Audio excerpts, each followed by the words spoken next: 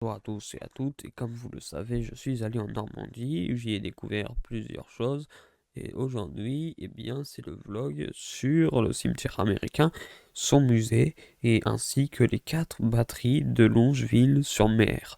Donc, vous aurez tout ça dans ce vlog-ci, mais il n'y aura pas que cette partie-ci, il y en aura d'autres parties, voilà. En tout cas, cette partie, c'est sur les 4 batteries, Longeville-sur-Mer, ainsi que le cimetière américain. Tout ça, c'est dans cette vidéo. Ensuite, vous aurez d'autres vidéos portant sur d'autres sujets. Bon visionnage. Tu vois à quoi ça ressemblait? Tu vois les bateaux, tous les bateaux, les Liberty Ships, là, ils viennent débarquer le matériel et tu vois, c'est relié là. Tu vois, c'est relié avec les Mulberry comme ça. Effectivement, ce sont en fait des ports artificiels de Normandie. Pourquoi des ports artificiels? Lors des premières journées de l'invasion, la tête des ponts alliés doit à tout prix être alimentée par des quantités considérables de matériel, armes, munitions, essence, vivres, hôpitaux de campagne, quartiers généraux avancés. Il est donc nécessaire de posséder un port en eau profonde si possible pour permettre l'utilisation de navires de gros tonnage, afin de tout acheminer sur le théâtre des opérations. Mais la Normandie n'offre que 2 ports en eau profonde, Le Havre et Cherbourg. Ces 2 ports sont loin des zones de débarquement et celui de Cherbourg ne sera sous commandement allié que 8 jours après le débarquement, d'après le plan de l'assaut.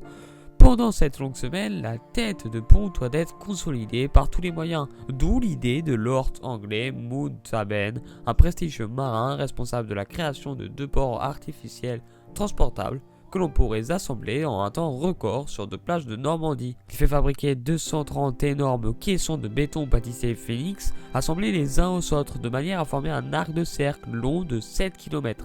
Ces caissons formant une digue protectrice contre les courants et les tempêtes. Ainsi, l'intérieur de cet arc de cercle sera aussi calme qu'un lac et les bateaux pourront venir décharger leur cargaison sur les appontements flottants qui sont des plateformes d'accostage nommées Lobnitz-Baleine en toute tranquillité et à tout moment. L'état-major allié l'a constaté, les ports sont imprenables. Alors Winston Churchill tranche. Puisque c'est comme ça, on les construira nous-mêmes. L'idée la plus insensée de l'histoire militaire. Pendant 9 mois, aux 4 coins du Royaume-Uni, 50 000 ouvriers travaillent jour et nuit à la construction d'un gigantesque mécano. Dès le 6 juin, les blocs de béton gros comme des immeubles de 6 étages prennent la mer. Direction la Normandie. Plus de 150 de ces bateaux de pierre furent remorqués à travers la Manche pour être coulés sur la côte française de façon à former une digue. En 15 jours, les 2 ports sont sur pied. Mais le 19 juin, une tempête anéantit définitivement celui d'Omaha. Arromanches devra donc assurer à lui seul le ravitaillement en troupes et en matériel de toute la bataille de Normandie. À l'intérieur du port, il y avait des plateformes de déchargement des matériels. Vous aviez une plateforme qui était ici à l'est, qui servait à débarquer les blindés. Une plateforme qui était au centre avec une route montante, une route descendante. Et c'était une noria de camions incessante qui vidait les bateaux qui venaient accoster. Et une autre plateforme qui était à l'ouest, qui servait pour les matériaux dangereux, l'essence, les munitions et le reste. Adapté au mouvement de la marée, véritable prouesse technique reconstituée ici en 3D, le port tourne 24 heures sur 24. Il déverse 1400 véhicules par jour.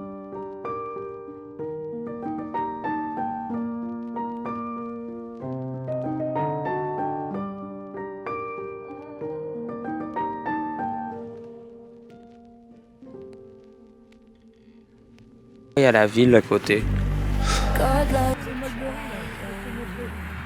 Ouais. Tu vois, ça arrivait ici. Ils débarquaient ici, tu vois, sur les petits pontons. Les petits pontons, ils étaient comme ça. T'as vu, hein, sur l'image. Et Ouais. puis, t'as les Mulberry dessus. Ouais, c'était où, quand même, hein, t'as vu? T'as vu où t'étais? La vitesse qu'elle est descendue?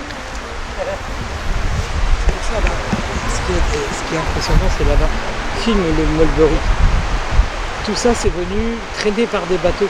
Et après, ils ont ouvert des vannes dedans et ça coulait. Et après, entre les, comment on appelle ça, le béton, il y avait des ponts. Ce qu'on appelle des ponts Mulberry.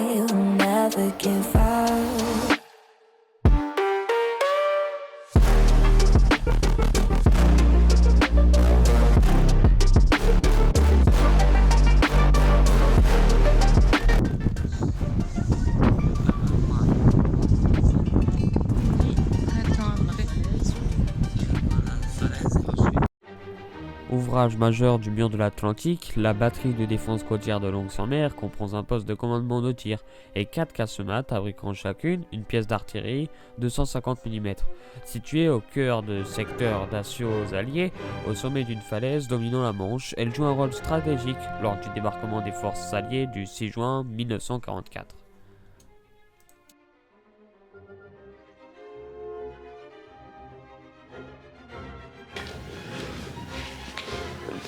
Derrière moi, comme vous avez pu voir, c'est l'artillerie. À l'époque, on peut rentrer même.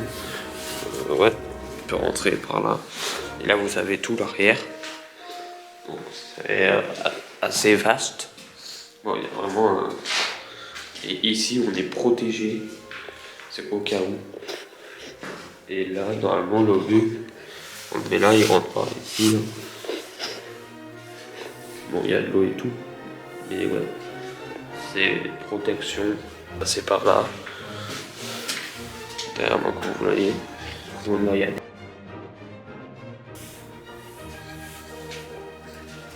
y a des portes, et il y a d'autres trucs, et on peut sortir par l'arrière, par ici, donc c'est assez, on est sorti par là, on peut même grimper là-haut.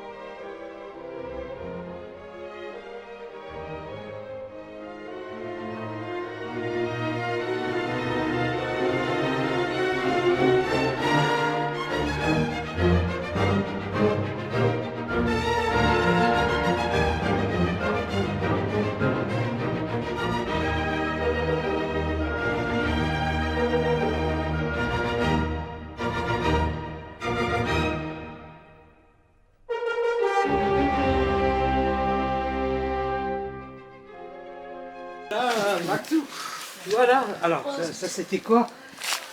Ça c'était mortier. Pourquoi mortier? Il y a un sentier de grande randonnée qui passe par là qui fait... Ah non, c'était un projecteur pour éclairer le ciel. Il doit en avoir des tunnels sous la terre. Là. Oui, ça a été rebouché. Non, c'était pas des tunnels. Ça a été bouché, regarde, il y a une... Ouais, il y a un mur. un mur de briques. Ça va où là-bas? À une tranchée, anciennement. Ah, mais après dessous, tu imagines que tout ça s'était dégagé. Et que eux, ici, tu vois, ici, il y avait ce qu'on appelle des télémètres. Ils donnaient toutes les indications et les canons, ils tiraient. T'inquiète pas, ça tient. Hein. Ça Je sais pas, ça tient plus. Eh ben, regarde, on va y aller. Et par contre, là, tu devrais mettre en route ta caméra. En descendant comme ça. Hop.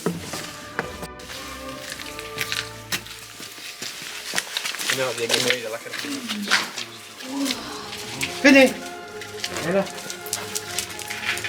Allez. Ça, c'était pour défendre. Là, tu avais un fusil ou une mitrailleuse qui surveillait l'entrée ici, tu vois. Ici, tu avais des portes blindées. Tu vois, tu avais des portes blindées. Et là, tu vois, hop, ça passe dessous. Ça, c'était pour entrer les choses, les vies. C'est la pièce de vie, ici, où tu ranger les cartes et tout, tu vois, t'as encore les trucs au sol, tu vois. Tu vois, là c'était une chambre. Regarde, alors il y a un peu d'eau là. Ici, c'était une chambre. Avec les aérateurs, tu vois là-bas. C'est le système d'aération aussi. Et ouais, il y a un top. Voilà, ça c'était la chambre de oui. Et là, tu vois plus la mer, si tu veux, parce que... Ah ouais, il y a la mer. Avant, tu voyais la mer. Ça C'est arrive ici. pile aux yeux. Voilà, ici, regarde, ils avaient des trucs, et tac, et après, ils téléphonaient. Et puis, ils donnaient les numéros Il disait tant de hop, et après il tirait. Et là, il y avait les portes blindées, tu vois. C'est toujours pareil. C'est impressionnant.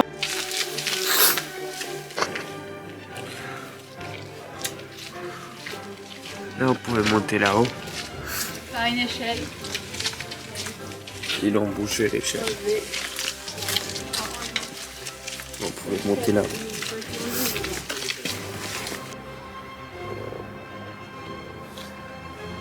Il y a de la boue là-bas. C'est petit. Il faut s'accroupir là.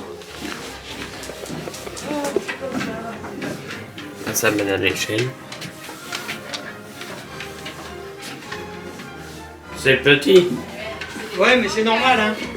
Ici, c'était un peu plus bas. Ils ont mis un plancher. Normalement, c'est tout plus bas.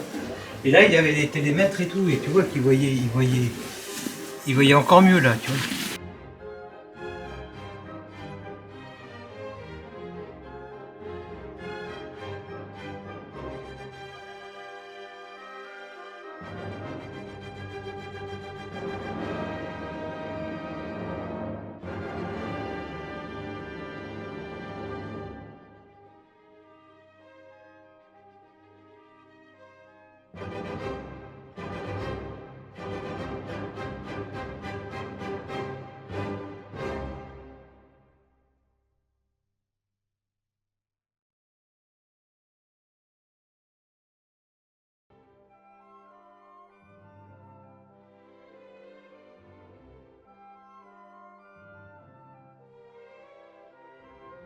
Ça descend quand c'est à marée basse. Et là, ça descend quand c'est à marée haute parce qu'il y a les péniches qui viennent et qui se prennent dedans. Ah. Il y a écrit là, regarde, 4. Endommagant les péniches des débarquements à marée haute. Ouais. Ce que vous pouvez apercevoir ici, c'est un Belgian Gate. Autrement dit, c'est un type de défense utilisé notamment sur les plages par les forces armées allemandes en Normandie. La Belgian Gate était une grande barrière métallique conçue pour empêcher les engins de débarquement et les véhicules de s'approcher de la plage ainsi que les navires.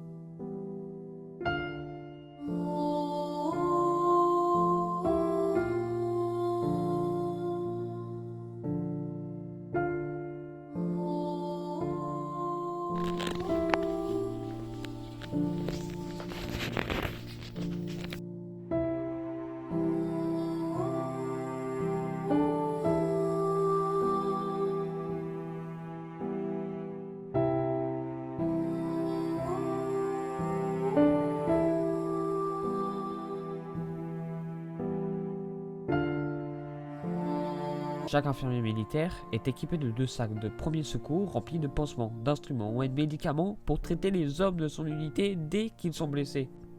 Radio SCR 300A. Tout au long de la campagne, de petites radios de terrain ont été essentielles pour communiquer et coordonner les opérations entre les différentes unités et les différents quartiers généraux. Cette radio FM montée dans un sac à dos était utilisée principalement pour communiquer avec la ligne de front. On lui avait donné le surnom de Walkie Talkie.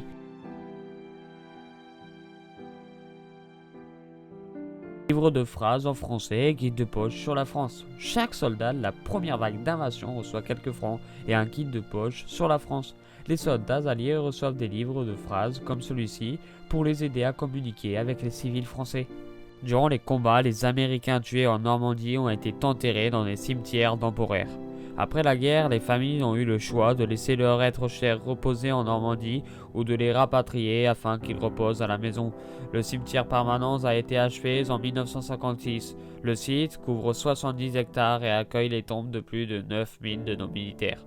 Environ 1000 ont perdu la vie le jour J lors du débarquement et les autres durant la campagne de Normandie.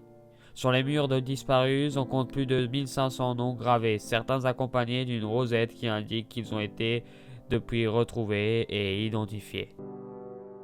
La beauté qui meurt tôt survit longtemps. Qui peut s'empêcher de voir la beauté et le sacrifice consenti par nos hommes? Parce qu'ils n'ont pas survécu un jour, nous les garderons pour toujours dans nos mémoires et les rendrons immortels. Le cimetière américain de Normandie veille à ce que les futures générations se souviennent de ceux qui ont donné leur vie. Votre visite vous mènera au cœur d'un lieu de mémoire où l'on honore la mémoire de 10 900 Américains, hommes et femmes, qui ont perdu la vie alors qu'ils compadaient pour la liberté.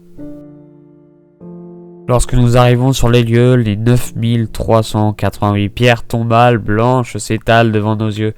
La gorge nouée, nous avons commencé la visite avec au loin de la plage d'Omaha Beach. Un chemin balisé vous permet l'accès à la plage. On s'imagine alors les bateaux de soldats arrivés loin au 6 juin 1944 sur la Bloody Omaha la sanglante. Aujourd'hui, on peut apercevoir quelques promeneurs et les vagues s'abattre sur les sables de cette plage normande. Le contraste est saisissant. En longeant les grandes allées du cimetière américain, sur chaque pierre tombale, on trouve le nom et la région d'origine du soldat. On s'imagine alors la vie de chacun en fonction de sa région d'origine. On rend hommage à ces soldats morts pour la France. Notre parcours nous a naturellement emmenés vers la stèle numéro 45.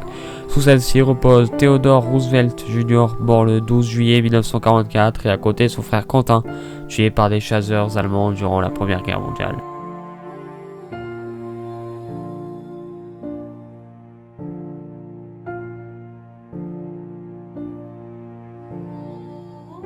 Ce cimetière est absolument magnifique et on comprend bien pourquoi à la fin de la visite nous apprenons que 15 jardiniers travaillent sans relâche à temps complet afin de garder la beauté de ces lieux.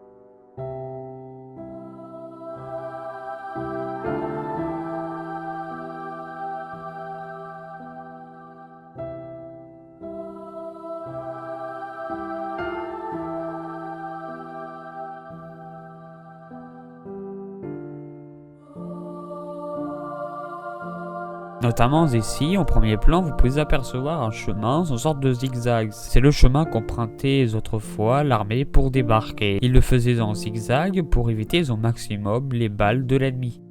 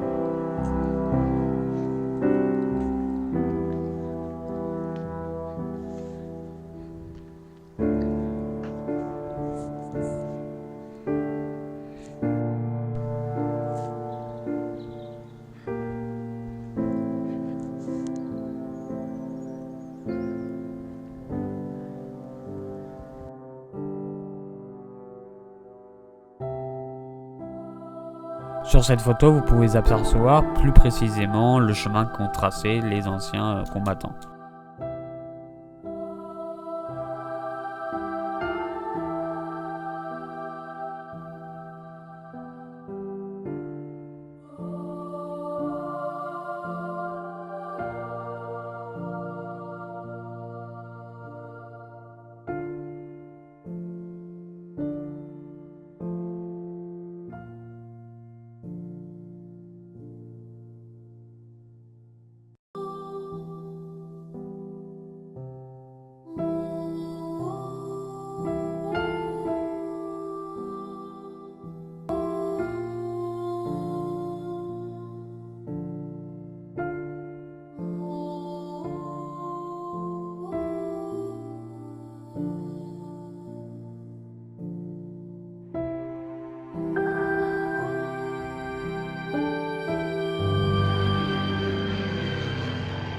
Ma chérie, je t'écris pour te dire que je ne reviendrai pas de la guerre.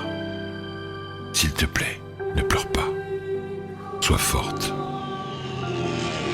Le dernier assaut m'a coûté mon pied gauche et ma blessure s'est infectée. Les médecins disent qu'il ne me reste que quelques jours à vivre. Quand cette lettre te parviendra, je serai peut-être mort. Je vais te raconter comment j'ai été blessé.